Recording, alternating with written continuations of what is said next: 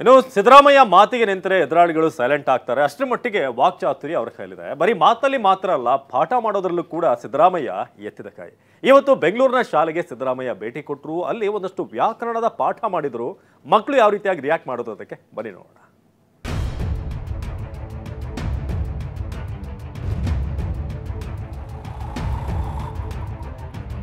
ಅಲ್ಪ ಪ್ರಾಣ ಮಹಾಪ್ರಾಣ ಅಂದ್ರೆ ಜಾಸ್ತಿ ಉಸಿರಿಂದ ಉಚ್ಚರಿಸಿದ್ರೆ ದೀರ್ಘಾಕ್ಷರ. ಸ್ವರ ಅಂದ್ರೇನು?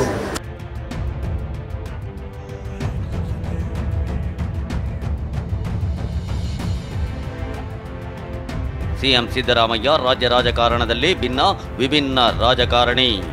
ರಾಜಕೀಯ ಹೊರತಾಗಿಯೂ ಸಖತ್ ಆಕ್ಟಿವ್. ಯಾವುದೇ ವಿಷಯ ಇರಲಿ, ವಿಚಾರ ಇರಲಿ, ಪೂರ್ಣ ಪ್ರಮಾಣದಲ್ಲಿ ತಿಳಿಯದೆ ಮಾತನಾಡೋ ವ್ಯಕ್ತಿಯಂತ ಅಲ್ವೇ ಅಲ್ಲ. ಅದರಲ್ಲೂ ಸಾರ್ವಜನಿಕರ ನಡುವೆ ಸಿಎಂ ಪ್ರತ್ಯಕ್ಷರಾದ್ರು ಅಂದ್ರೆ ಒಂದಿಷ್ಟು ಹಾಸ್ಯ ಚಟಾಕಿ, ನೀತಿ ಪಾಠಗಳು ಪಕ್ಕಾ ಇರುತ್ತವೆ. ಇಂಥ ಸಿದ್ದರಾಮಯ್ಯ ಪಾಠ ಪ್ರವಚನಕ್ಕೆ ಬೆಂಗಳೂರಿನ ಚಾಮರಾಜಪೇಟೆಯ ಮೊರಾರ್ಜಿ ವಸತಿ ಶಾಲೆ ಸಾಕ್ಷಿಯಾಯಿತು.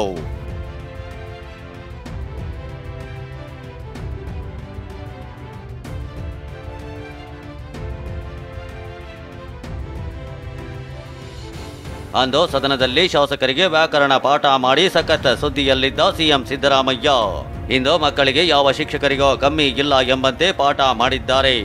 ಬೆಂಗಳೂರಿನ ಚಾಮರಾಜಪೇಟೆಯಲ್ಲಿರೋ ಮೊರಾರ್ಜಿ ವಸತಿ ಶಾಲೆಗೆ ಭೇಟಿ ನೀಡಿದ ಸಿಎಂ ಸಿದ್ದರಾಮಯ್ಯ ಹಾಗೂ ಸಚಿವ ಎಚ್.ಸಿ. ಮಹದೇವಪ್ಪ ಶಾಲೆಯಲ್ಲಿನ ಸ್ಥಿತಿಗತಿಗಳ ಬಗ್ಗೆ ಪರಿಶೀಲನೆ ಮಾಡಿದ್ರು.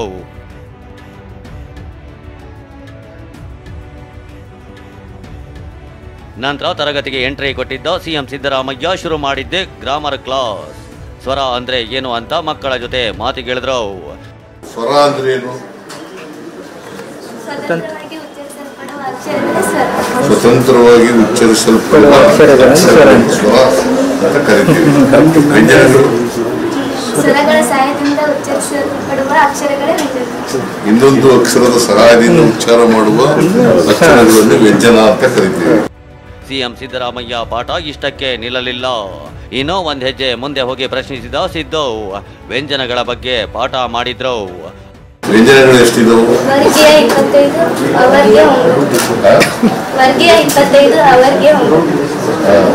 ವ್ಯಂಜನಗಳಲ್ಲಿ ಕವರ್ಗ, ಚವರ್ಗ, ಟವರ್ಗ, ತವರ್ಗ,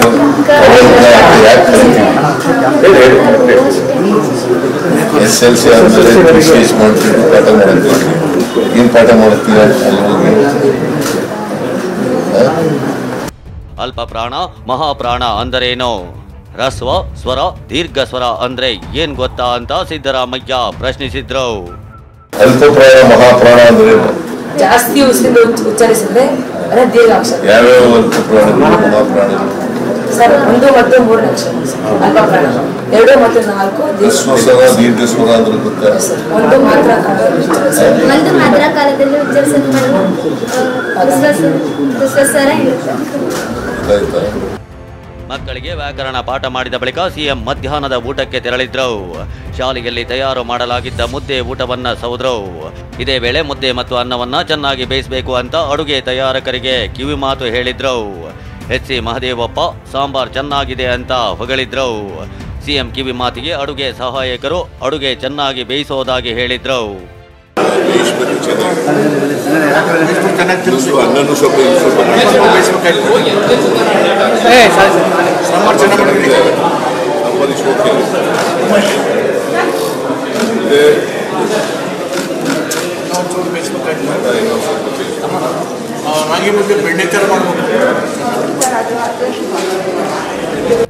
ಇಷ್ಟೆಲ್ಲ ಕಾರ್ಯಕ್ರಮಗಳು ಮುಗಿದ ಬಳಿಕ ಸಿಎಂ ಸಿದ್ದರಾಮಯ್ಯ ಹಾಗೂ ಸಚಿವ ಎಚ್.ಸಿ. ಮಹದೇವಪ್ಪ ಕೊಠಡಿ ಒಳಗೆ ಹಾಗೂ ಹೊರಗೂ ಮಕ್ಕಳೊಂದಿಗೆ ಫೋಟೋ ಶೂಟ್ ಮಾಡಿಸಿದ್ರು.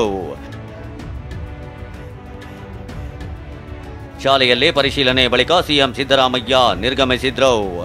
ಆಗ ವಿದ್ಯಾರ್ಥಿನಿಯರು ಚಪ್ಪಾಳೆ ಮೂಲಕ ಬೀಳ್ಕೊಡುಗೆ ನೀಡಿದ್ರು.